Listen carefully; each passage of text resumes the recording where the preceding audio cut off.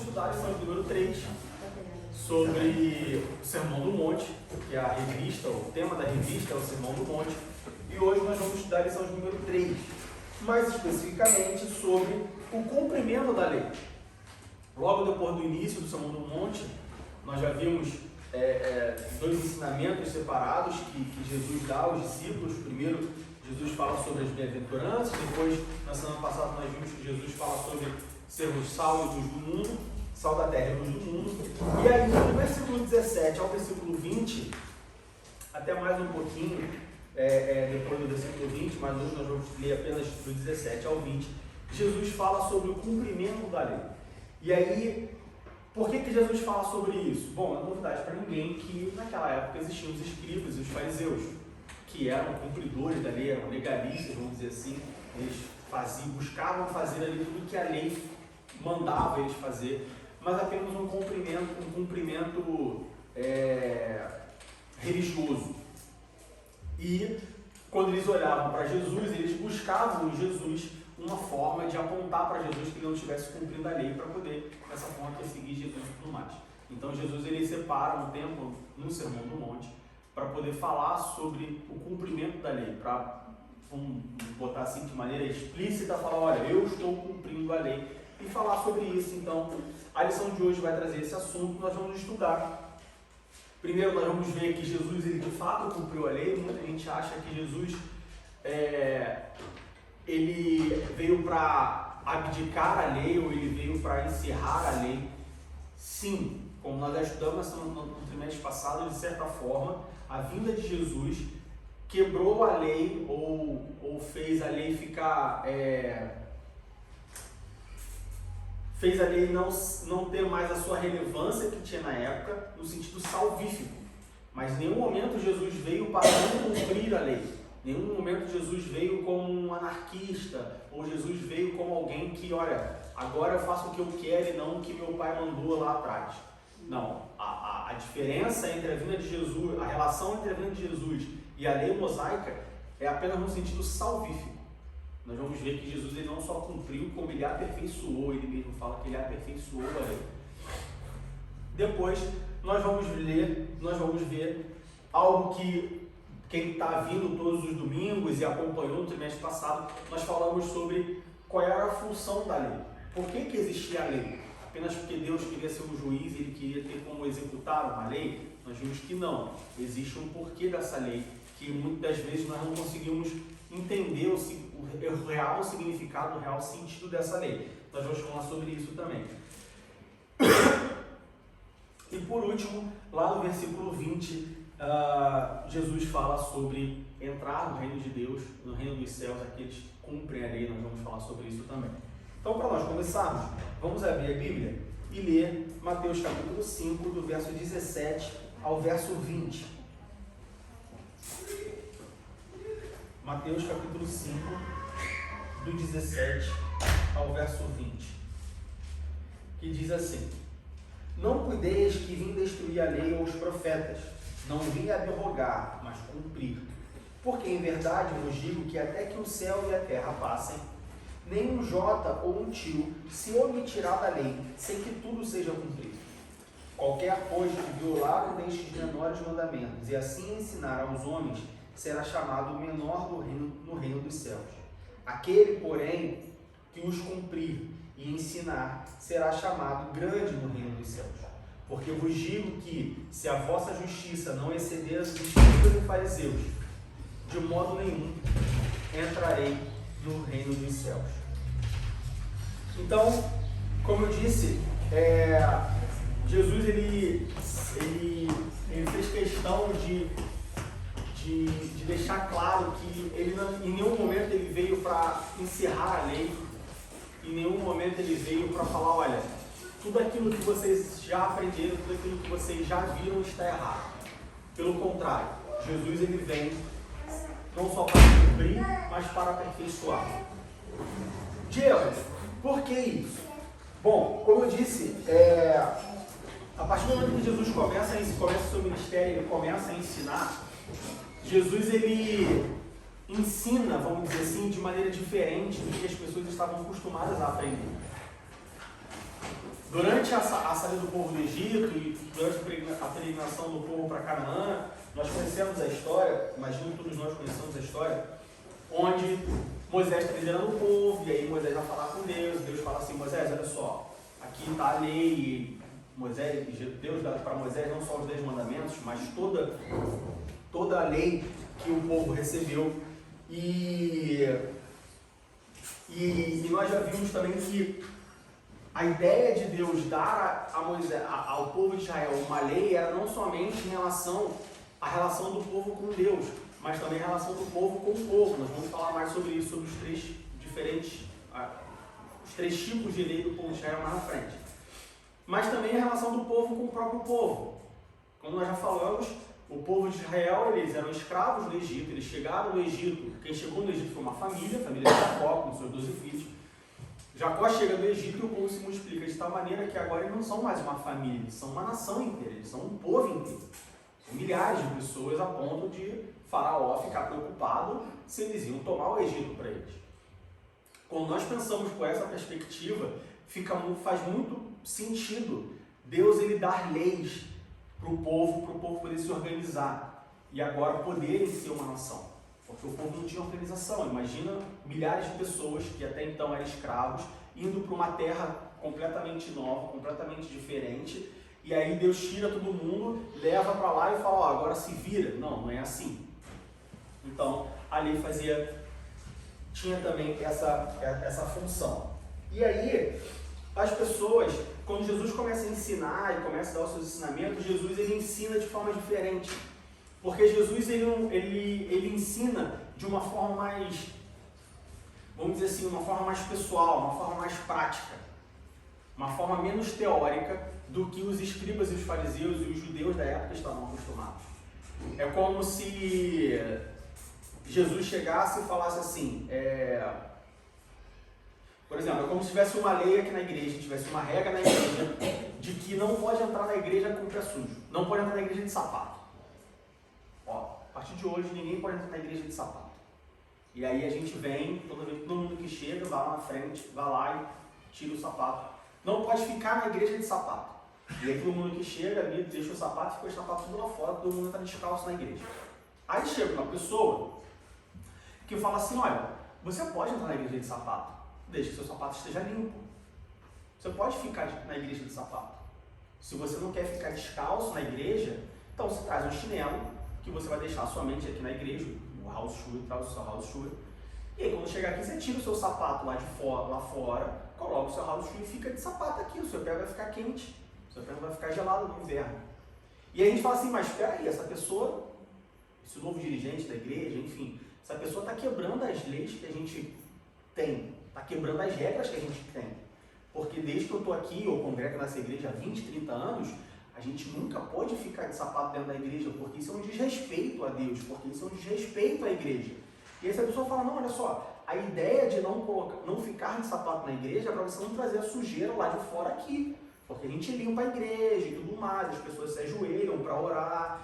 E aí, poxa, imagina, você está com uma calça branca, um vestido branco, você se ajoelha, e aí suja o seu vestido, suja a sua roupa. Então é legal, por isso que não se pode, por isso que a regra ou a diretriz é para não ficar de sapato dentro da igreja. Entende que existe uma diferença entre uma regra, e aí não é que está quebrando a regra, mas apenas explicando a regra, dando um aspecto mais pessoal, um entendimento melhor e mais profundo do porquê aquela regra. Foi mais ou menos isso que aconteceu com Jesus. Fala, Kátia. Eu acho, esse exemplo me lembra muito os muçulmanos, né? Que eles, aquela coisa de botar o sapato na porta, né? Mas também de lavar os pés antes de entrar na igreja. Mas o que eu queria falar, eu acho interessante, é ver o aspecto que Jesus estava não somente com o formal, mas é a história de você estar limpo por dentro, né? Isso. Jesus ele estava mais preocupado com o coração, com o espírito, com o relacionamento com Deus, do que apenas o cumprimento de algumas certas regras que garantiria alguma coisa. Que também são boas, né? Que também são boas. De novo, Jesus em nenhum momento ele veio abdicar da lei mosaica. Mas o que ele veio, olha só, tudo bem, existe aquela lei, mas você entende essa lei? Você entende que a lei é uma coisa muito superficial e o que eu tenho para apresentar para vocês é algo muito mais profundo, que, de novo, não é que seja diferente, é apenas mais profundo do que aquilo que você tem cumprido. E por que isso? Por que é importante nós, antes de qualquer coisa, termos esse entendimento de que Jesus em nenhum momento ele veio abdicar a lei. E isso aconteceu com Paulo também. Abra sua Bíblia em Romanos capítulo 3, versículo 31. Romanos capítulo 3, versículo 31.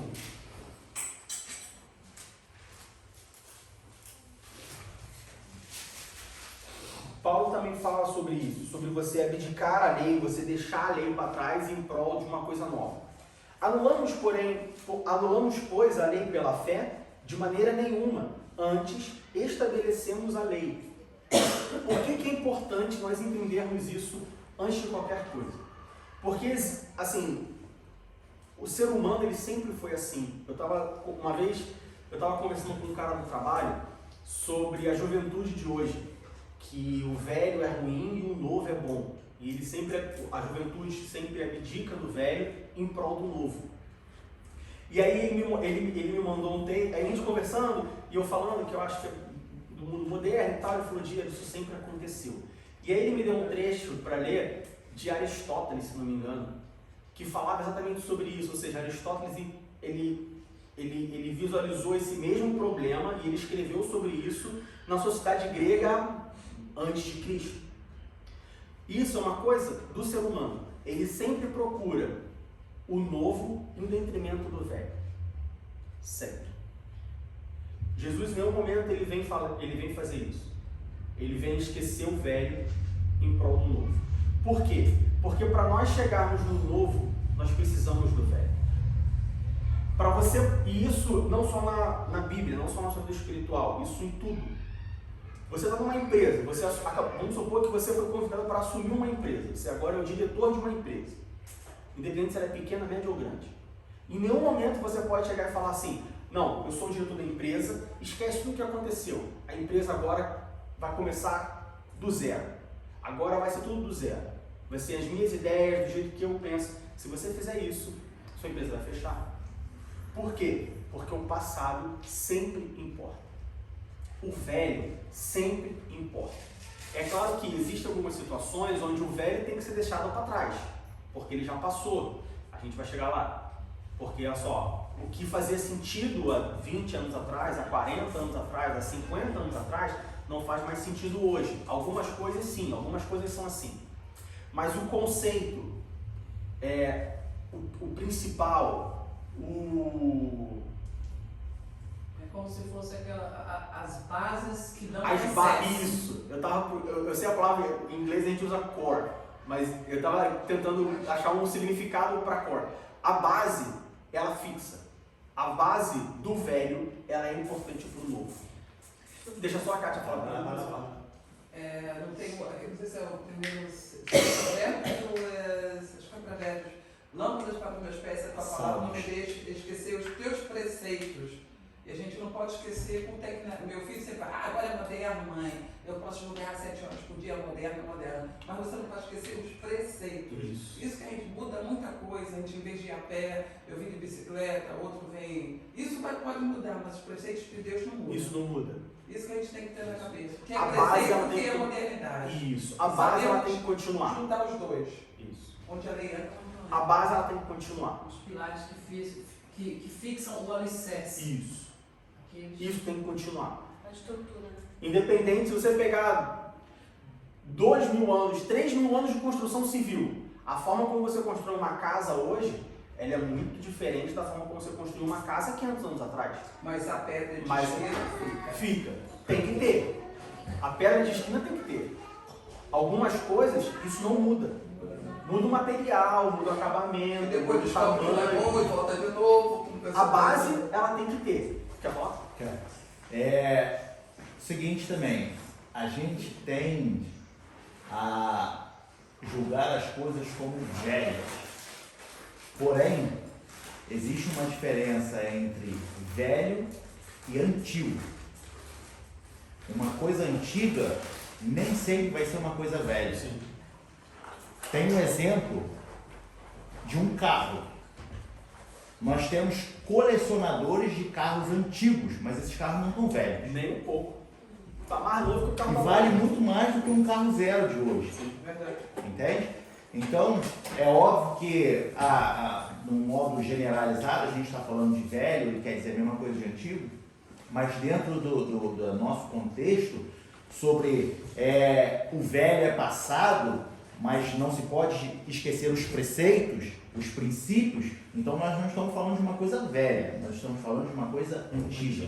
E nós precisamos dos antigos para inovar as novas coisas. Eu não sei, mas um exemplo também, pode ser que seja errado, eu não sou matemática, talvez vocês são informáticos, devem entender. Para você aprender informática, você também tem que ser matemática, né? É tal caso, parece que Sim, você é não bom. sabe a matemática básica também, você tem que saber, É né? bom saber. É tal caso, é o básico. Você tem que saber, não adianta você dizer que... E aí é muito interessante quando você faz uma faculdade de informática,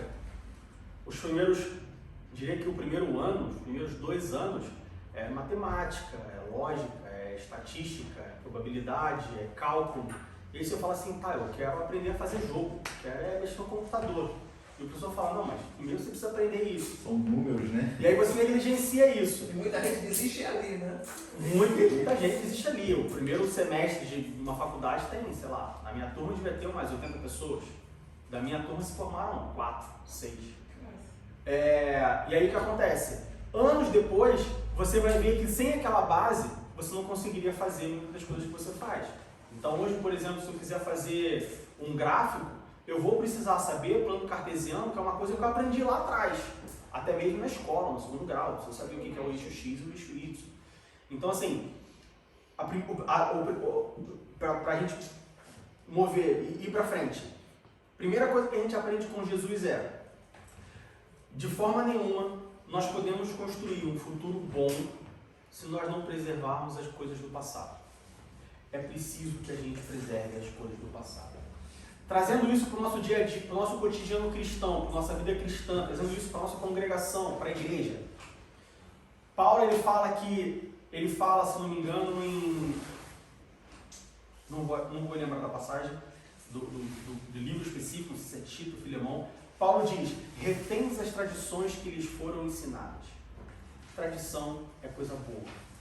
Passado é coisa boa. Hoje nós vemos muitas igrejas sofrendo. Por quê? Porque elas decidiram esquecer do passado e olhar somente para o futuro. Elas decidiram esquecer dos velhos, dos antigos, dos idosos, para olhar somente para a juventude. Ela prefere ter uma igreja com 200 jovens do que ter uma igreja com 200 idosos. Com 20 idosos. Com 20 idosos. Ela prefere ter uma igreja cheia de jovens do que uma igreja cheia de idosos. Isso é um risco. Isso é um problema muito sério. Primeira coisa que a gente aprende com Jesus é que, para você construir um futuro bom, você precisa preservar o seu passado. O passado conta. A história conta. As tradições contam. De forma nenhuma. E aí, é interessante que as pessoas imaginavam que Jesus, os escribas e fariseus, achavam que Jesus queria mudar completamente as coisas, mas Jesus não poderia querer fazer isso porque ele não tem como fazer isso. Como que ele chega e fala só, esquece todos esses 2.000 anos, esses 4.000 anos de história que o povo de Israel tem, esquece tudo que que Deus já fez com vocês, esquece desde lá de Abraão até agora que eu nasci, e agora me segue e tudo vai ser diferente, tudo vai ser novo. Como assim? Como você esquece tudo aquilo que o povo de Israel passou com Deus? Então, se a gente olhar para isso, se a gente tentar negar ou abdicar do passado, deixar o passado para trás, a gente vai estar fazendo isso também com as experiências que foram passadas. A gente vai estar fazendo isso também com todas as experiências que as pessoas que vieram lá de trás, seja nós ou seja os nossos familiares, aqui na igreja, por exemplo, as pessoas que já passaram aqui na igreja. Se a gente decidir esquecer o passado, a gente está ignorando todas as experiências que essas pessoas passaram. Que sim, foram experiências delas, mas isso não significa que não possam ser nossas experiências também. Por isso que é importante nós mantermos tradições, nós mantermos o passado. É claro que a gente não pode se apegar somente ao passado. E é exatamente isso que Jesus fez. Jesus ele fala, olha, o passado é importante, Eu não vim acabar com o passado, mas eu vim aperfeiçoar o passado. Nós temos que nos preocupar, nós temos que manter o passado? Sim, mas a gente não pode deixar que o passado atrapalhe o futuro. Veja que é um balanço. Na semana passada, se não me engano, nós falamos sobre isso. Sobre o balanço, sobre o meio, sobre você ser temperado, nem esquerda, nem direita. Eu nem devo ficar apegado ao passado, não. Aqui na igreja, todo mundo, as mulheres têm que usar saia até o tornozelo, manga comprida, tem que usar coque, não pode raspar o sovaco, não pode se depilar, cabelo grande, comprido, homem não pode usar barba, homem tem que estar de calça social, tem que estar de terno, gola polo, jamais, não pode. Não, olha só, existem costumes antigos que não fazem mais sentido no dia de hoje. Esses sim, a gente tem que ter o discernimento para saber, bom, isso aqui é um costume antigo, isso aqui eu posso deixar de lado. Não, isso aqui é uma doutrina antiga. E aí, de novo, muitas igrejas hoje sofrem, muitos crentes hoje sofrem. Por quê? Porque elas não conseguiram separar o costume antigo da doutrina antiga.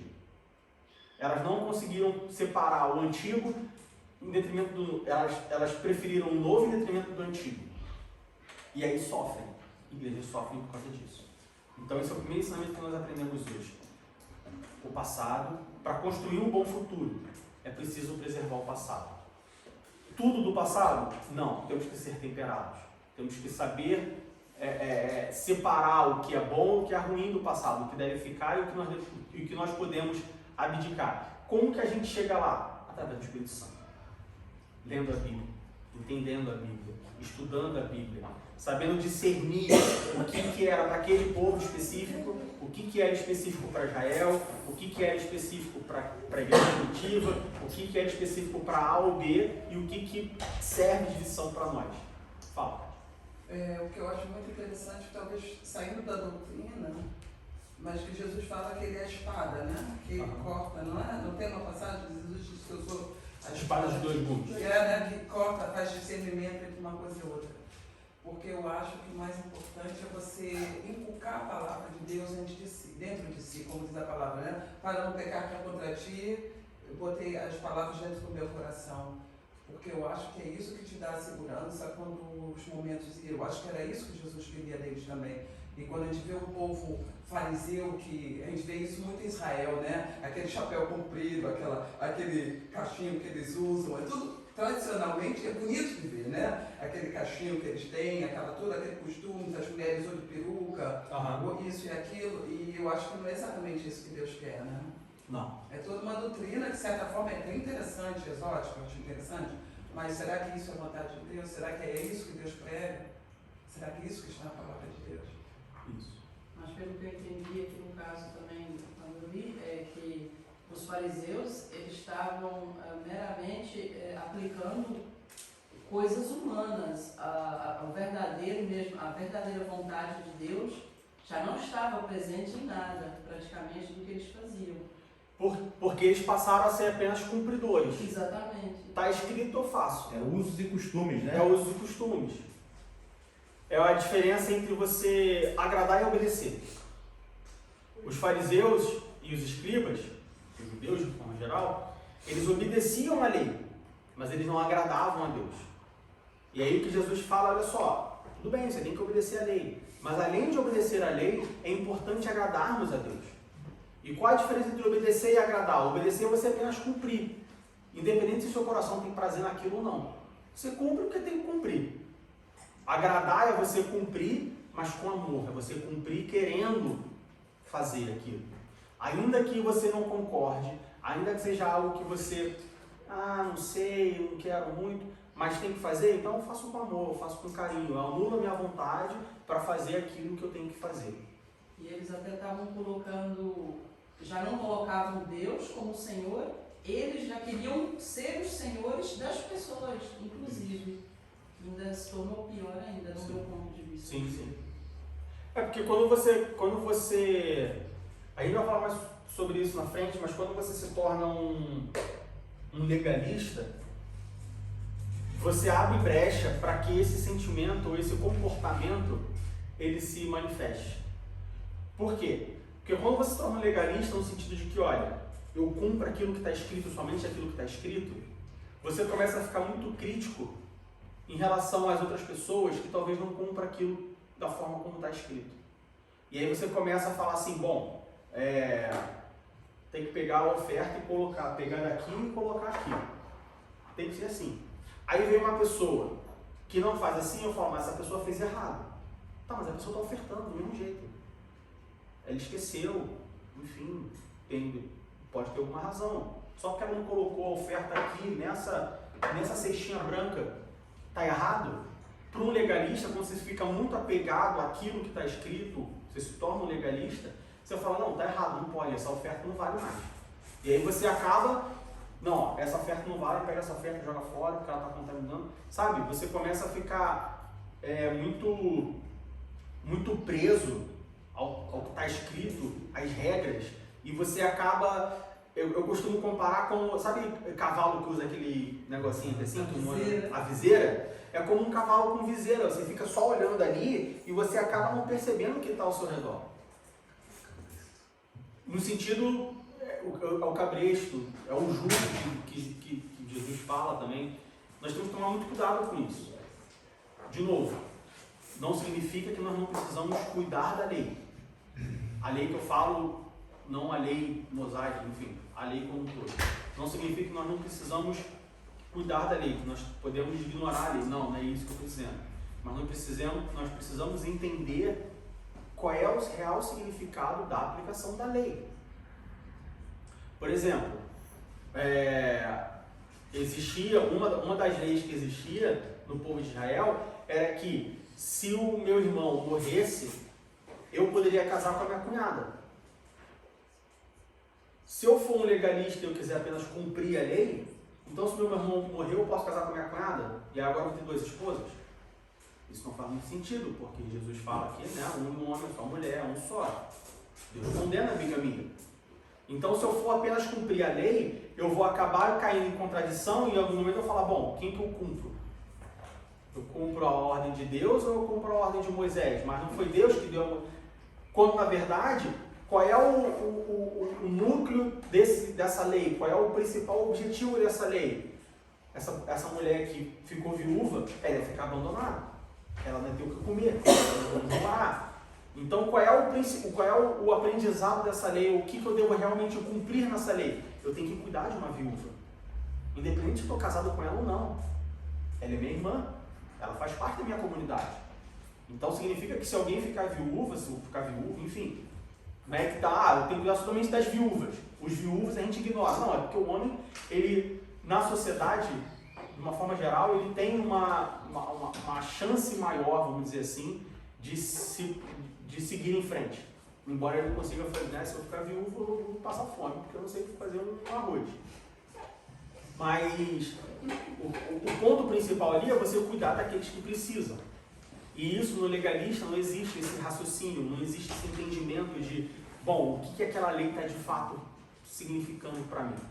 Mas alguém quer falar uma coisa antes de a gente continuar? Não? Ok. Então, fica bem claro que Jesus ele não veio de forma nenhuma destruir a lei. Ele não veio de forma nenhuma, olha, esquece do que você aprendeu até agora, olha somente para mim e eu vou te mostrar o caminho. Não, não foi isso que Jesus fez. Jesus ele veio não só cumprir a lei, mas ele também veio aperfeiçoar a lei. Em Mateus capítulo 5, no verso 17, diz: não cuideis que vim destruir a lei ou os profetas, não vim abrogar, mas cumprir. E aí você pode falar assim, bom, Jesus fala que ele veio cumprir a lei. Então Jesus seria apenas mais um legalista, assim como os escribas e os fariseus? Porque Jesus está cumprindo, então Jesus ele veio só cumprir a lei, só apenas um executor? Não. Esse cumprir, no original grego, o significado desse cumprir não é cumprir no sentido de fazer alguma coisa, de cumprir uma ordem. Não é cumprir de, está escrito A, faz A, eu faço A. Não. Esse cumprir, no original grego, ele traz uma ideia não apenas de tornar cheio, de encher, mas de encher de forma que derrame. Transbordar. Encher de uma forma tal que ela não só enche, mas ela enche e transborda. Ela enche e abunda. Então, quando Jesus fala, eu não vim para abrogar, mas eu vim para cumprir, Jesus está falando, olha, eu não vim somente para cumprir a lei, eu vim para cumprir a lei, ou seja, tudo aquilo que meu pai falou, tudo aquilo que Moisés escreveu, tudo aquilo que os profetas disseram, eu vim para fazer isso, mas eu vim para fazer mais do que isso. E aí a pergunta que eu faço para vocês é, o que mais Jesus está, o que é esse mais que Jesus estava falando? Se ele não veio somente para cumprir, mas ele veio para cumprir de forma abundante, de forma cumprir, não, de forma abundante, o que seria esse mais que Jesus veio? Que aperfeiçoamento é esse que Jesus está falando, vamos dizer assim? Assim, eu pude perceber que até então, até a vinda de Jesus, existia o que nós chamamos de a velha aliança, né? Entre Deus e nós, e o povo. E Jesus já tinha sido apontado como a nova aliança. Então Jesus veio, segundo o que eu percebi, para cumprir a lei, sim, mas também para formar um novo pacto, que agora já não tinha a ver só com o sacrifício diário para apagar ali o pecado, mas tinha mais a ver com a eternidade, com a salvação das pessoas, mas de uma forma diária. E em vez daquele sacrifício da velha aliança, aquilo ficaria para trás, e agora começava a ser essa nova aliança, onde as pessoas, sem ter que ir até os fariseus ou os escribas, as pessoas tinham esse acesso direto a Deus, através de Jesus, através do Espírito Santo. Essa nova aliança, eu acredito que seja o que foi mais importante que ele veio nos trazer, assim. Eu não consigo explicar direito, mas eu entendi a ideia. Vamos só separar algumas coisas. Nova aliança, antiga aliança, sim, tem a ver Jesus, agora a salvação é por Jesus e tal. Mas eu queria pegar a primeira parte que você falou.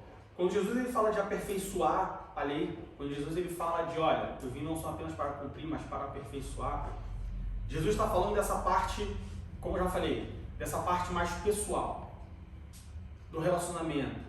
Jesus está falando, olha só, não é apenas o que está escrito, mas é onde o seu coração está. O que acontece? Nós temos, os escribas e fariseus são um exemplo claro de pessoas que apenas cumpriam o que estava escrito, sem realmente entender ou se preocupar com o que estava escrito. Era a religiosidade. O que Jesus ele vem aperfeiçoar, ou ele vem abundar, olha só, não é sobre religiosidade, é sobre o seu coração. Por que isso é importante para nós? Porque apesar de nós vivermos 2000 anos depois que tudo isso aconteceu, apesar de nós vivermos na nova aliança, apesar de nós não observarmos mais a lei mosaica e tudo mais, muitos de nós ainda estamos presos na religiosidade, independente se é antiga ou nova aliança. Por exemplo, o crente não pode, eu sou crente, eu não posso fumar. Mas por que eu não posso fumar? Estou dizendo que você pode, tá? Estou dizendo que a gente pode. Por que eu não posso? Eu sou crente e eu não posso trair minha esposa. Por que eu não posso trair minha esposa? Se eu ficar preso só do não posso isso, não posso isso, não posso aquilo outro, e eu olhar para a Bíblia como um livro de posso e não posso, será que eu não estou caindo no mesmo erro dos escribas e dos fariseus? Será que eu não estou caindo no mesmo erro de, bom, está escrito que eu não posso fazer, então eu não faço. Eu não posso fumar. Mas na Bíblia não está escrito que você não pode fumar. Não, então eu posso fumar. Na Bíblia não está escrito, então eu posso fazer. Mas na Bíblia não está escrito que eu não posso ir para uma boate. Então eu posso ir para uma boate. Posso ir para uma festa, então. Posso ir em qualquer festa. Não, na Bíblia está escrito que não pode ir para festa. Tá, então não posso ir para boate, mas também não posso ir para festa de aniversário. Entende onde eu estou querendo chegar? Apesar de nós não vivermos na antiga aliança, nós não observarmos a lei mosaica, é muito, assim, A história mudou, os objetos mudaram, mas o conceito continua o mesmo, que é a religiosidade, o legalismo. Então, quando Jesus vem e fala sobre, olha só, eu não vim para cumprir, mas eu vim para aperfeiçoar, Jesus está falando, olha só, não é somente aquilo que está escrito, mas entende qual é o núcleo, qual é a base daquilo que está escrito. O porquê. O porquê que aquilo está escrito. Qual é a vontade do Jesus ele chama para isso. Olha só, não é ignora aquilo que está escrito, mas você entende o porquê que aquilo está escrito? Você entende o porquê que você pode ou o porquê que você não pode? Ou, na verdade, o porquê que você deve ou o porquê que você não deve? E aí lá na frente o apóstolo Paulo fala, tudo me é lícito, mas nem tudo me convém. Posso? Fala. Vou dar um exemplo. Eu, quando estudei serviço social, eu tenho uma amiga até hoje, e ela foi fazer um prático em Israel, né, em Tel Aviv. Uhum. E ela foi morar com o pessoal do kibbutz, que eram todos judeus, e sexta-feira você não pode acender a luz, né, porque é proibido pela lei, né, e ela estava lá no quarto. E as meninas ficavam, Ana, acende a luz. E ela era, que não era judia, que tinha que acender a luz, apagar a luz. Porque ela poderia acender a luz. E fechar a porta. Eu acho que passa muito sobre isso, até que ponto essa lei é tão pesada que a pessoa não pode mais carregar também, né? E até que ponto você não faz, mas você bota uma outra pessoa para fazer aquilo que você não quer fazer. Se você coloca uma pessoa para fazer aquilo que você não pode fazer, então você não aprendeu nada sobre não poder fazer. Exatamente. Não, mas a gente também faz a mesma coisa. A gente faz a mesma coisa. Né? Não, Outra sim, coisa. claro. É igual ditado, olha para o que eu vos digo, mas não olhe para o que eu faço. Para o que eu Não, faço. mas eu Pois é. quero colocar que a gente também faz muita coisa assim, né? Tipo assim, eu vejo certos grupos, por exemplo, hoje é domingo, a gente não pode fazer nada, aí tudo bem.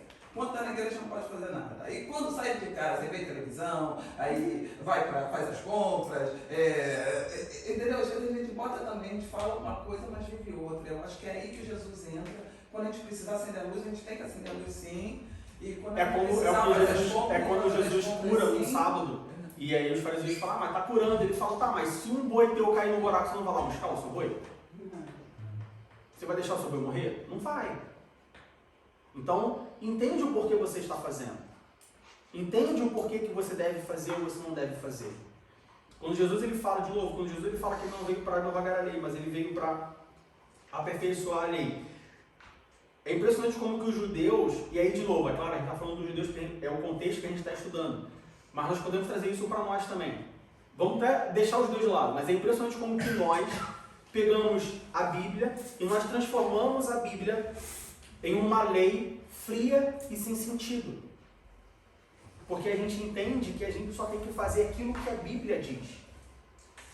Se a Bíblia diz que eu faço, eu faço. Se a Bíblia diz que eu não faço, eu não faço. E de novo, existem coisas que não estão na Bíblia.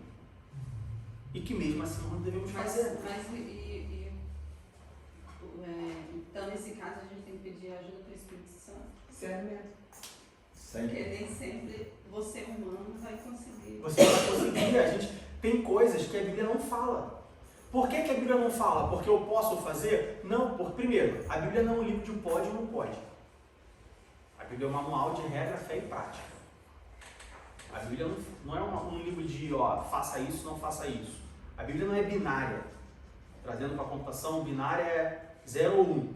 A Bíblia não é binária. Então esse é o primeiro ponto. E o segundo ponto é, olha só, o que o seu coração diz? O que o seu relacionamento com Deus diz?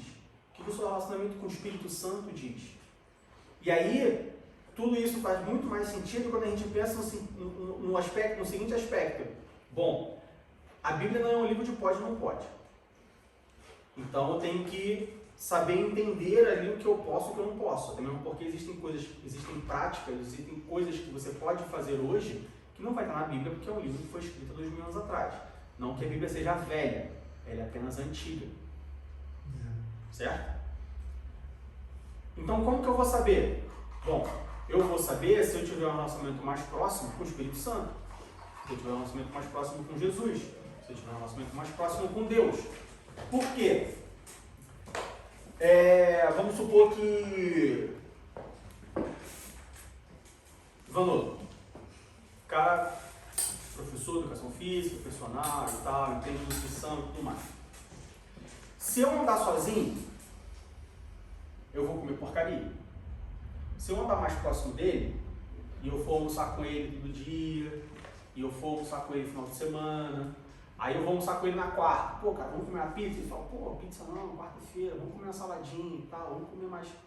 Não, tá bom, vamos comer mais tranquilo, aí a gente come uma salada. Aí eu vou jantar com ele na sexta, pô, vamos comer um hambúrguer? Não, pô, vamos comer uma salada de fruta, a gente faz uma salada de fruta aqui e tal, tudo bem. Ou seja, por causa do meu relacionamento com ele, eu acabo mudando os meus hábitos, não porque eu li em algum lugar que pode ou não pode, mas porque eu estou com ele, eu faço aquilo que ele faz. Quando nós estamos mais próximos do Espírito Santo, mais próximos de Jesus, mais próximos de Deus, a gente não precisa tanto do pode ou não pode, deve ou não deve, tá certo ou tá errado. Porque você acaba fazendo aquilo que eles fariam. Tem um livro que fala, em Jesus o que meus passos... Não. Em seus passos. Em seus passos o que faria Jesus. Que ele fala muito sobre isso. O que Jesus faria nessa situação? Esquece se está na Bíblia ou se não está. Se pode ou se não pode. O que Jesus faria nessa situação? Você recebeu um convite, por exemplo, para ir em algum lugar.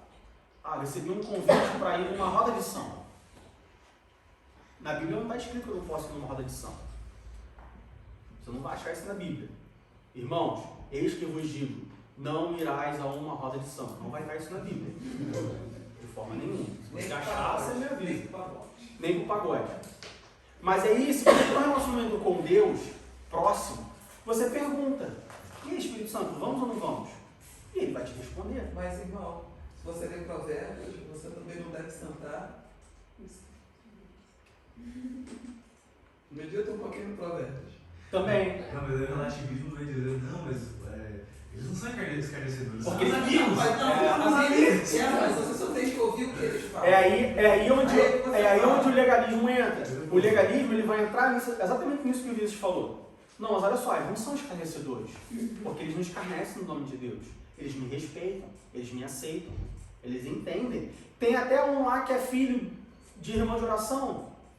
Então, o legalista, ele vai pegar o versículo e ao invés de observar o versículo, estudar, meditar no versículo, ele vai buscar artefatos que possam favorecer o desejo dele em detrimento da mensagem do versículo. Mas eu acho que ele usa como o Tiago usou Jesus. Se saltares desse monte te darei isso. Ele sempre puxa um versículo fora do contexto.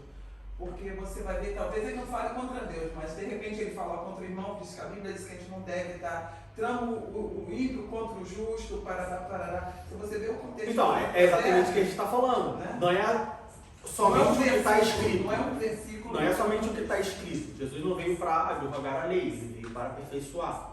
Por isso que é importante a gente ter, voltando, relacionamento com Deus, com Jesus, com o Espírito Santo. Porque quando você tem um relacionamento próximo, você vai acabar entendendo essas nuances de, não está escrito, mas eu não devo fazer, porque isso envolve, como você falou, escarnecedores não somente no nome de Deus, mas às vezes com o próximo, com o irmão, enfim, também não é uma coisa legal, entendeu? Não com o irmão, com outra pessoa qualquer, que a Bíblia diz, não se deve falar, mesmo com Deus. Sim. Provérbio. Alguma pergunta? Vinícius, você queria falar? Nossa, eu queria falar que a dificuldade da igreja hoje em dia é de justamente misturar esse novo com o velho, né? O antigo, ele vem com essa imagem, com a cabeça do não posso, mas não sabe por que não posso. O novo vem com a cabeça de tudo, posso Tudo posso. porque a lei já não vale mais nada, Jesus me salvou, me perdoa de todos os pecados, independente do quanto que eu peque. E não tem a temperança, e ninguém quer, na verdade, ter o que Jesus fala, né? Ter a palavra guardada no coração para que isso mude e de fato a gente haja o limite de Jesus. Né? Mas as atitudes seriam totalmente diferentes. Mas eu acho isso muito interessante. Eu tenho 3 semanas com você, mas eu parei para ver quanta coisa eu não sei. Quanta coisa eu não sei em 20 anos de igreja. Quantos versos eu não sei, quantas palavras eu não sei, quantos versículos que eu nunca meditei. E às vezes você está em outras circunstâncias, você conhece os versos básicos e você acha que sabe tudo. Aí quando você para, você vai, peraí, eu não sei se eu ouvi falar isso, mas por que? O livro está lá, por que eu não aprendi? Você tem que meditar, né? Meditar não é decorar. Sim. Meditar é outra coisa, é outro processo. Mas eu acho que isso eu ia falar isso. Por que os jovens hoje não aceitam que é antigo as coisas, né, com as tradições todas, né, das pessoas mais velhas.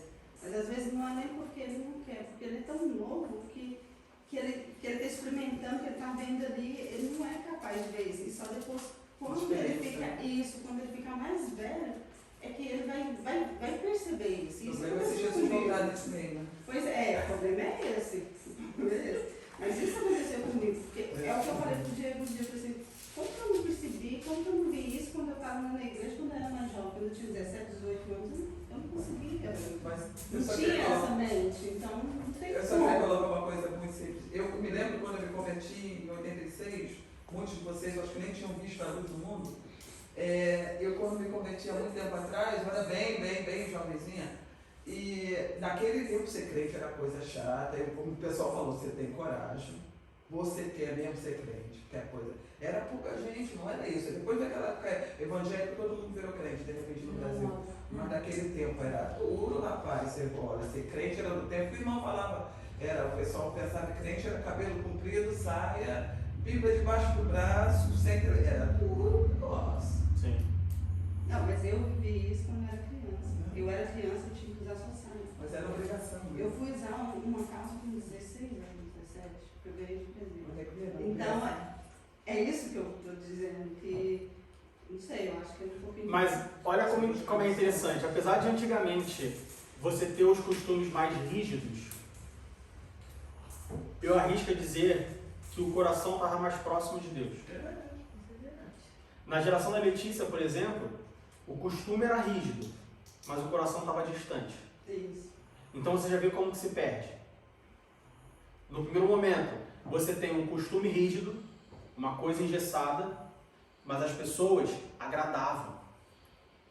Depois você tem uma geração onde o costume continuava rígido, mas agora as pessoas apenas obedeciam. Elas não entendiam. Já não agrada mais.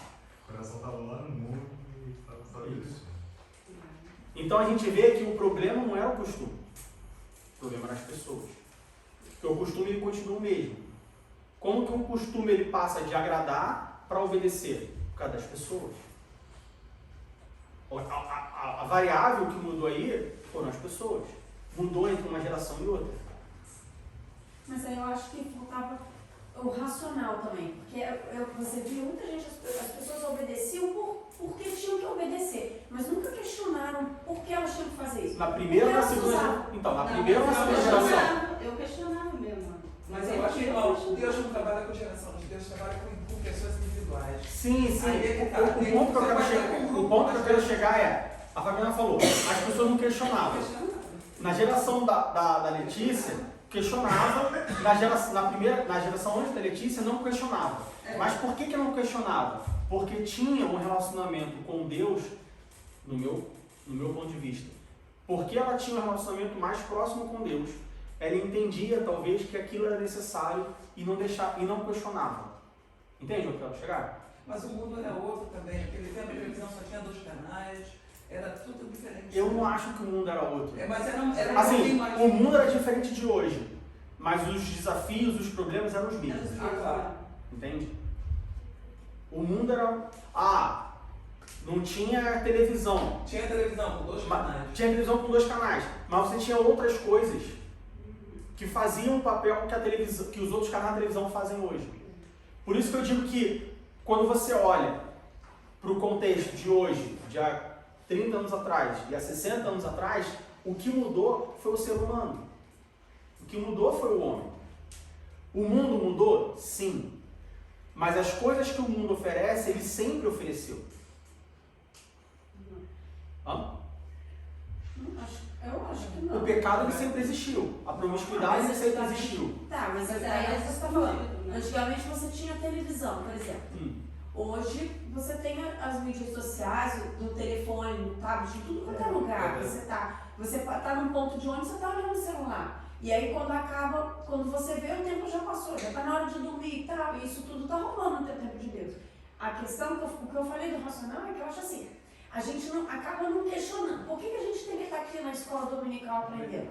Porque isso faz a gente questionar e entender o porquê a gente... E aí a gente vai usar a saia... Hoje eu estou de saia longa, mas a gente vai usar a saia longa, não porque a regra diz que você tem que usar a saia longa, mas porque eu não quero provocar o irmão, Porque eu gosto. qualquer coisa. E aí eu vou vestir uma roupa decente, porque o Espírito Santo está falando comigo, porque eu oro, porque eu estudo. Então acho que quando eu falei do questionar, é isso, entendeu? Quando você estuda, aprende, você se dispõe a estar aqui na escola dominical agora, aprendendo, você vai obedecer porque o seu coração o Espírito Santo está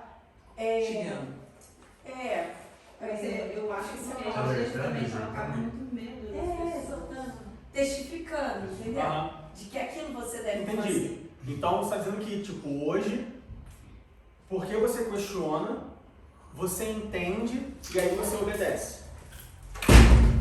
Eu acho que a gente obedece. Quem obedece porque está fazendo porque entende. Então, mas porque no início Só que ele eu acho questionou. que hoje em dia tem muito mais coisa assim para te tirar. Então, no início você questionou, por que eu tenho que fazer isso? De uma forma racional. E aí você chegou ao entendimento, e aí você entendeu, tá, eu tenho que fazer isso por causa disso, faz sentido, eu faço, certo? Se a gente olhar 60 anos, 70 anos atrás, não existia esse questionamento. Não tanto quanto hoje, eu diria. Mas a gente está falando de doutrina ou a gente está falando de... Estou falando de doutrina, estou falando de agradar a Deus. Não, porque tem uma doutrina na igreja, mas sempre tiveram as pessoas que se converteram de coração. Porque quando você realmente lê a palavra de Deus, aquilo te toca, independente É aí onde eu quero chegar. Há 60, 70 anos atrás, talvez não existisse o questionamento, mas existia o agradar. Porque as pessoas não precisavam questionar. Entende onde eu quero chegar? Hoje, algumas pessoas, ou a maioria das pessoas, elas precisam questionar, entender, para ir agradar. Há 70 anos atrás, talvez, as pessoas não precisavam questionar, entender e agradar. Elas apenas agradavam, porque elas tinham um relacionamento muito próximo. E por mais que ela não entendesse o que ela estava fazendo, ela fazia.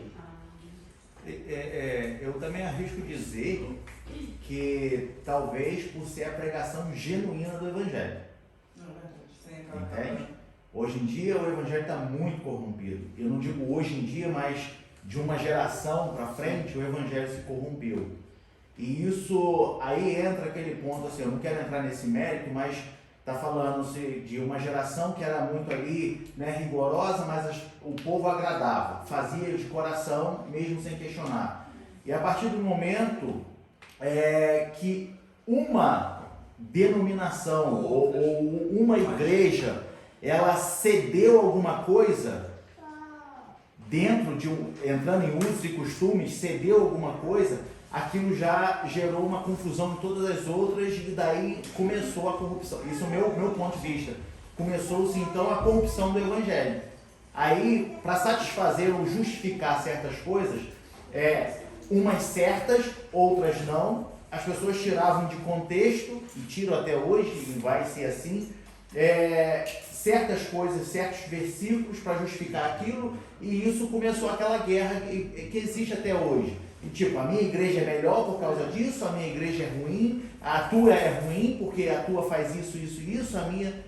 E aí se perdeu a essência. E aí você acaba tendo que estudar mais, conhecer mais, para você poder... Aí entra o que a gente está falando, de ter mais proximidade com o Espírito, para tu não se corromper junto com essa guerra entre as denominações, entendeu? O versículo clássico de Jesus é que eu sempre penso, um faz a porta tão estreita que ninguém passa, e outro faz a porta tão larga que entra todo mundo em grupo. Em grupo ninguém vai entrar. É individual. Jesus fala muito isso da porta. Eu sou a porta. A porta não pode ser tão estreita que não passe ninguém. Aqueles que, como os fariseus, a gente vê aquilo, eu gosto muito, talvez, desculpe, eu vivo há muito tempo na Alemanha e minha cabeça está um pouquinho longe do Brasil, então eu penso muito nessa história do judeu. Com aquele chapéu grande, com aquele cachinho, as mulheres têm que usar aquela peruca, não pode fazer isso, as mulheres têm que trabalhar, o homem que tem que fazer isso. Fazem a porta tão estreita que ninguém passa. O outro fala, olha, irmão, já ouvi na igreja, eu não preciso fazer nada não, porque Jesus já fez tudo, eu estou liberado, não preciso jejuar, não preciso orar, e a graça não é suficiente. Eu acho que esse é o ponto também. Sim. Quer falar, Fran? Uhum. Eu acredito que o seu exemplo do convívio diário com as pessoas modificam realmente as pessoas. E hoje na igreja é assim. Bem, eu acredito, eu não posso dizer que na igreja é assim, mas o que eu observo das pessoas, dos jovens principalmente, é que assim, olha, você tem que ir e aquela ali é uma alma que você vai trazer para Jesus, na faculdade, naquilo tudo. Eu acho que a gente tem que ter muito cuidado com os nossos jovens de falar isso sem o jovem realmente ter essa rigidez de falar, ok, eu vou falar com essa pessoa sobre Jesus, mas eu não vou me corromper. Porque é muito rápido, não só os jovens, né? Adultos também, é muito rápido você estar numa roda de pessoas achando que você está querendo salvar uma alma e no final das contas tá ali, né, naquela roda dos escarnecedores, né, que ouve não, tipo assim, pode até não compartilhar, mas está ali ouvindo. Então, eu acho que é mais isso mesmo, hoje em dia, né, com todos nós, com jovens, crianças e adultos, né? Tá ali naquele meio, tá tentando achar um momento para falar de Jesus, mas na verdade está se corrompendo. E eu acredito que isso esteja se normalizando entre as pessoas, né? Porque... Mas, biblicamente falando, você não precisa estar ali no meio para falar de Jesus para essas pessoas, né? Assim, eu diria que se você está ali no meio para falar de Jesus para essa pessoa, acho que a última coisa que você quer é falar de Jesus de fato. Tá no lugar errado, eu acho. Né? Mas assim...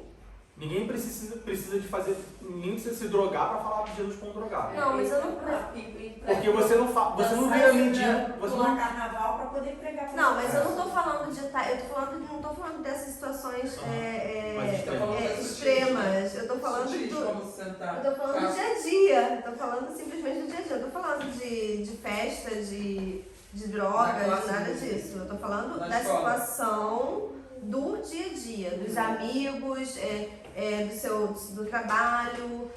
Falando então, disso. Esse livro que eu falei, que a Fernanda lembrou o nome, Em Seus Passos que eu falei Jesus, eu gosto muito dele por causa disso, porque ele te mostra esse lado de que, olha, para você fazer isso, você não precisa estar nesse meio. Mas se ninguém for lá falar, quem vai falar para ele? Existe um meio de você falar, sem você ir lá. Então quer dizer que você não precisa ir, não, a cadeia, você tem que ir na cadeia, porque não pode sair da cadeia. Pois é. Mas para falar de Jesus, não é errado você ir para uma cadeia, né? Não, eu tô dizendo. Tô falando tipo, tipo... para evangelizar, eu vou lá para falar de Jesus. Sim, mas você tem que ir lá, é igual um hospital, a pessoa está no hospital doente, a pessoa não pode sair do hospital, você tem que ir no hospital. Mas isso que a Francine está falando, do seu ambiente de trabalho, do seu ambiente de amizade,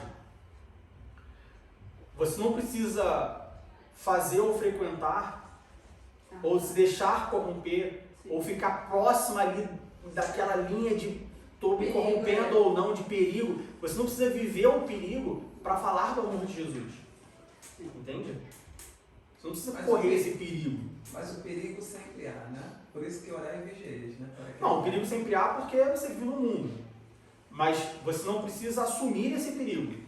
Uma coisa é uma coisa é eu estar rodeado do perigo. Sim, você tem que orar e vigiar, mas independente de você estar evangelizando ou não, você tem que orar e vigiar porque o mundo já é maligno, né? E o pecado ele te rouba. A nossa natureza é pecaminosa. Então você tem que orar e vigiar. Mas isso não significa que eu preciso ativamente ou conscientemente assumir riscos que possam me levar à perdição em nome da obra que eu tenho que fazer. Entende? Ficou claro? Que a chance da pessoa se perder é muito maior que a outra alma. Isso. Era, por exemplo, assim, eu trabalho e eu quero, por exemplo, falar de Jesus para os meus colegas. As minhas colegas dizem assim, toda sexta-feira eu vou ali no bar, não sei onde. Aí eu me colocar a jeito do tipo, toda sexta-feira eu vou no bar com elas porque lá falar de Jesus. situação, né? Mas não foi isso que eu quis dizer. Ela queria falar. O que você quis dizer? Eu não quis dizer que eu vou, que a pessoa vai para um lugar. Não foi isso que eu quis dizer. Eu não falei, eu vou lá para um prostíbulo porque eu vou lá tentar salvar almas. Não foi isso. Eu quis dizer no dia a dia. Eu entendi. Literalmente no dia a dia. Desculpa. Eu tenho um exemplo que eu vivi essa semana. No meu trabalho, eu tive um curso. Foi sei lá quando, foi na segunda, eu acho. Não, foi na quarta-feira. Eu tive um curso com vários pedagogos, Aí, na pausa, as meninas saíram e tava sol, né? Então eu falei, eu vou lá também, né? Fazer amizade, né? Com o povo, né? Não dava de chata, né? Você tipo assim, né? A gente não trabalha junto, mas trabalhamos no mesmo ramo, né? De coisa.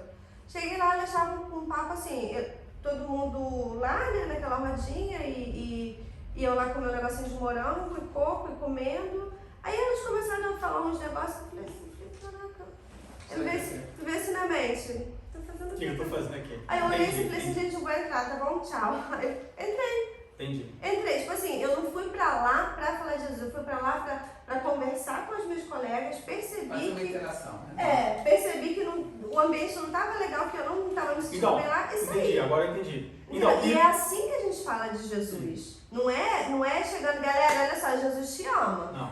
Não é assim. As atitudes também. Por isso que a intimidade com o Espírito Santo é importante. Porque ele vai te falar, olha só, não tá legal. Não, você sente, né? Fala... E era exatamente esse ponto, isso aí que eu ia querer implementar em cima do teu exemplo. Exatamente isso aí. Que eu penso o seguinte, quando você tem uma intimidade com o Espírito, que é o que está sendo falado, você consegue saber se tá na hora de você sair dali ou não. Assim, na hora. Entendeu? Que foi o que aconteceu com a Fran. Vou lá fazer amizade. Pô, vamos conversar, não sei o quê. Aí chegou lá, só tinha papo torto. Ela falou, não, isso não me convém. E sai fora. Então, é justamente isso que eu penso, sabe? No dia a dia, eu tô lá cercado de gente que tem culturas diferentes, nem todos são alemães, e o papo é muito cruzado, e às vezes eu puxo um assunto, começou a conversar, mas quando eu vi que começou a puxar para uns lados que não me convém, eu saio fora, sabe, não preciso ficar ali, entendeu? Então era isso que eu tinha entendido também que você estava falando. Eu entendi. Eu acho que ela queria falar. Sim. Dá um Eu também ia dar um exemplo igual aconteceu com a Fran, com a Francine. Também aconteceu comigo 2 vezes na semana. Tem uma amiga, ficamos amigas, e ela é budista. E ela me convidou já para levar as crianças 2 vezes para o aniversário. Eu pensei a primeira, a segunda eu tinha justificativa, mas eu também não queria ir. E agora, pela 3ª vez, ela me convidou. Lid, vamos levar as crianças para uma disco? Aí eu disse, uma disco? Aí ela assim, é um evento que eu estou organizando e tal. Aí eu fui para ela assim, mas para criança? Ela sim, Lid, vai ser legal, vai ser bacana. Aí eu falei assim, olha, desculpa, mas acredito que as minhas crianças não vão gostar. E é um ambiente que eu também não vai me agradar muito. Primeiro porque... Aí ela falou assim, mas por que você não vai? Ela já falou, escreveu para mim, por que você não vai, Lid? Porque por causa da minha religião, eu tinha tocado no assunto da religião dela. Até então nós somos amigas. Porque eu sou budista, até então eu não sabia também da religião dela. E você é evangélica ou é porque é uma disco? um pouco. Tudo junto. Porque... Tudo junto, mais um pouco. Eu disse, não tem nada a ver com a sua religião. Eu falei assim, né? Não tem nada a ver com a sua religião. Mas sim, porque é uma disco e as minhas crianças... Esse é o acusador, né? E porque eu sou evangélica, mas ela me falou assim, mas o fato de eu ser budista e você ser evangélica, eu falei, tá, Deus te ama do mesmo jeito. Aí ela foi e falou, ela foi e falou, ok, então você não vai porque você é evangélica. Então não preciso mais te chamar para esse tipo de evento. Eu falei, não. Esse tipo de evento você não precisa me chamar, não precisa me convidar para levar as minhas crianças, elas não vão participar. Aí ela falou, tudo bem, eu acho que eu não ia gostar muito mesmo não, porque vai ter samba, vai ter pagode, então por aí você já vê que não é o meu Já não precisa mais dar não desculpa, precisa pessoal. me convidar. Que ela foi sincera, né? Ela já falou que o você pede direção do Espírito Santo, ele te Mas orienta para ser sincero com as pessoas que você pode, porque tem pessoas que não podem ser sinceras, tem pessoas que não mostram essa sinceridade. Aí conversando com minha esposa, eu expliquei, né? Não, Por isso que é legal, importante não. a comunhão com o Espírito Santo.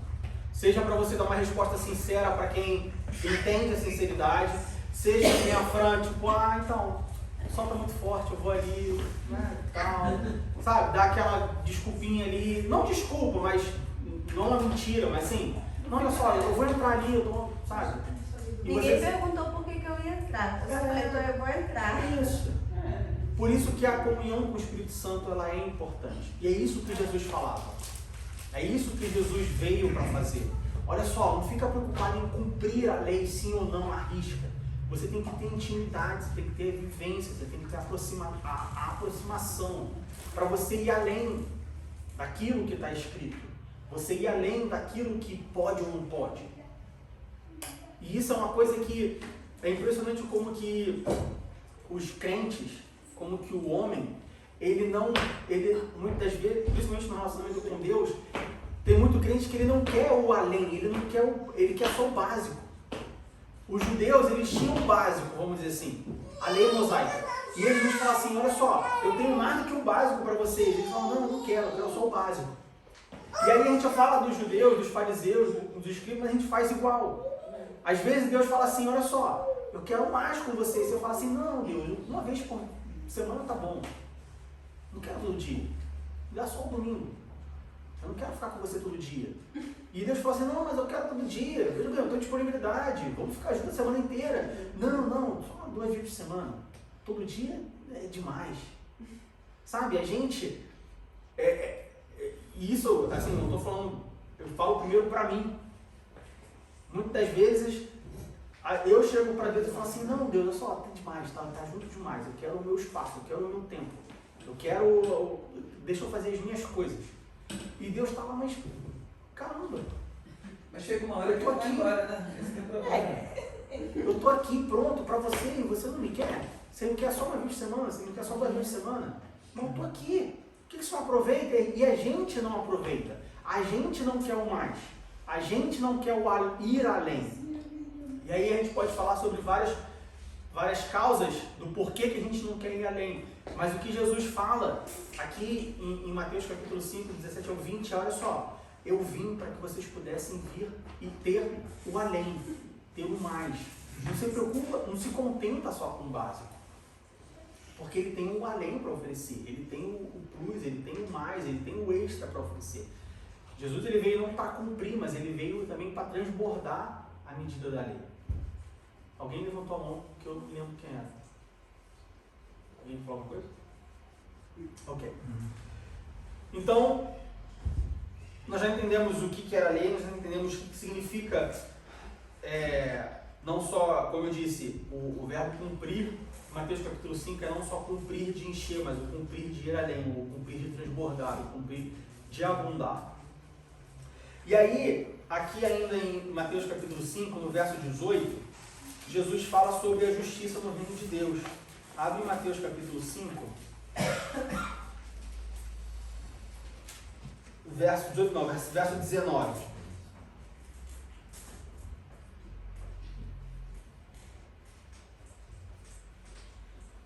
E 20. Qualquer, pois, que violar um destes menores mandamentos e assim ensinar aos homens será chamado menor no reino dos céus. Aquele, porém, que os cumprir e ensinar será chamado grande no reino dos céus. Porque vos digo que se a vossa justiça não exceder a dos escribas e fariseus, de modo nenhum entrareis no reino dos céus. E aí é interessante que Jesus ele fala que, olha, eu não vim para subrogar a lei, eu não vim para criticar a lei, eu vim para cumprir a lei, eu vim para fazer mais do que a lei, eu vim para aperfeiçoar a lei.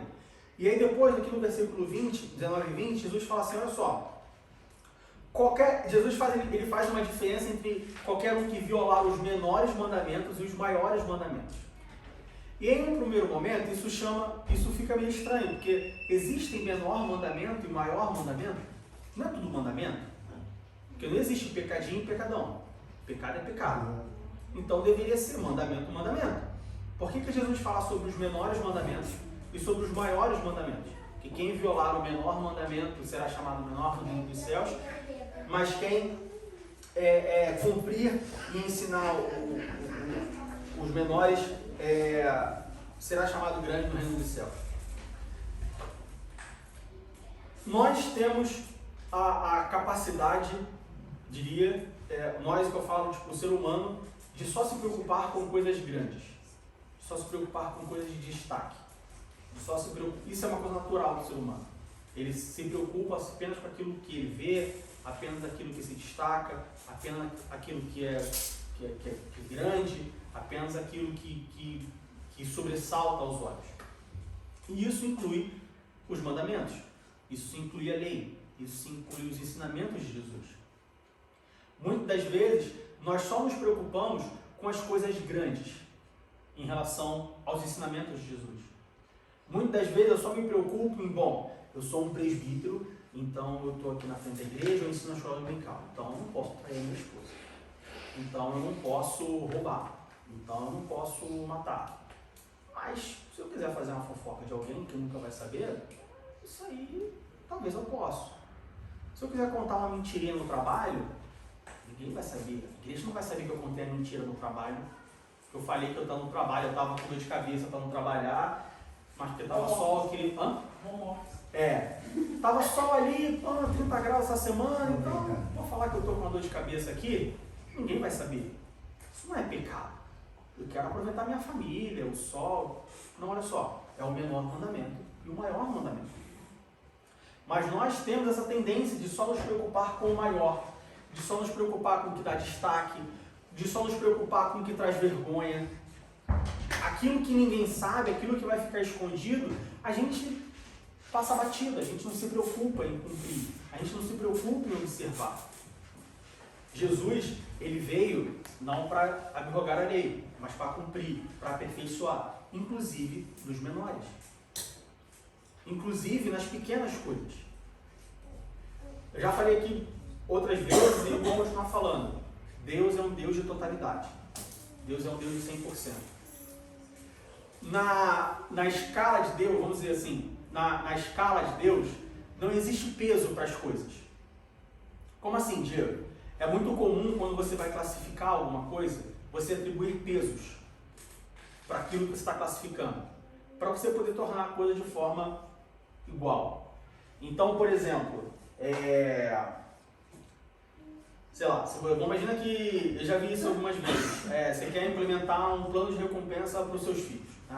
Francine agora vai dar a mesada para o João, Vinícius, a gente vai dar a mesada para os nossos filhos, e aí eles vão receber um valor de mesada de acordo com aquilo que eles fizerem. E aí, se lavar a louça, vale 1 ponto. Se arrumar a cama, vale meio ponto. Se ajudar na faxina, vale 2 pontos. E aí você atribui pesos a tarefas para que você consiga recompensar, porque umas tarefas exigem um esforço maior, outras tarefas exigem um esforço menor. Então você atribui pesos para você poder equilibrar elas. No reino de Deus, não existe peso nas tarefas. O peso é o mesmo. O pecado é o mesmo. O que existe são diferentes consequências. Se eu mentir no trabalho, que eu estou com dor de cabeça para não trabalhar, no meu trabalho especificamente, provavelmente não vai ter. É difícil ter alguma consequência. A não ser que alguém me veja no parque lá e tal, e crie uma situação desconfortável, mas de forma geral assim, não vai ter consequência. Se eu cometer um crime, eu vou ter uma consequência muito maior, vou ser preso, enfim.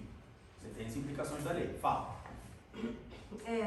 Não tem, assim, essa coisa do trabalho e do crime, são, assim, tem consequências diferentes, mas eu acredito que tem consequências diferentes no natural e tem consequências diferentes também no espiritual. Mas quando, por exemplo, é uma mentirinha, estou com dor de cabeça, não vou trabalhar, mas vou ficar lá na frente de casa no parque, que todo dia está muito bonito. Ou ficar dentro de casa. Ou ficar dentro de casa. Isso, eu acho que assim, esse hábito, né, de fazer isso faz com que dentro de você se transforme uma coisa muito grande. Existe a cauterização. Yeah. Isso vai cauterizando o pecado. Exato. Até o momento que você acha que não, Tá é o meu direito. Não te incomoda mais. Não incomoda mais. É o seu direito, exato. A pessoa já transpõe isso transfere isso para uma realidade que não é real, na verdade, né? Uma falsa realidade, porque não é o seu direito. Isso. Né? Eu acho que, assim, eu entendo assim, como você está falando, né? Não tem peso, os mandamentos não têm peso, né? Mas tem consequências diferentes, mas na realidade mesmo espiritual, a cauterização é a mesma. A cauterização Mas é a igual. diferença, eu acho, eu vivo isso também, eu vejo no trabalho. É interessante, o meu trabalho é uma judia, uma muçulmana e uma cristã. Eu acho que testemunham, a muçulmana dá melhor testemunho. De nós três, a muçulmana, mas ela tem uma outra forma. A judia e eu, como cristã, a gente é mais animada, aquela coisa, gosta muito. Ela tem uma outra forma que também, se você for ver, não é, mas é aquela falsa calma, entendeu? Aquela coisa que você pode passar pela frente e não é. E você vê certos hábitos que todos fazem, no final você acaba fazendo também, ou acha que tem que fazer. Se você não tem o Espírito Santo, a coisa fica difícil. Você acaba fazendo como resta, né? Então, independente das menores ou das maiores, a cauterização é a mesma. A consequência é diferente, mas o problema que isso causa, independente de pequeno ou de grande, é a mesma. Por isso que nós temos que estar preocupados tanto com as menores coisas quanto com as maiores coisas. E é isso que Jesus trouxe para aquelas pessoas. É isso que Jesus trouxe para nós. É uma nova dinâmica de vida. O que Jesus trouxe para nós é uma nova dinâmica de vida.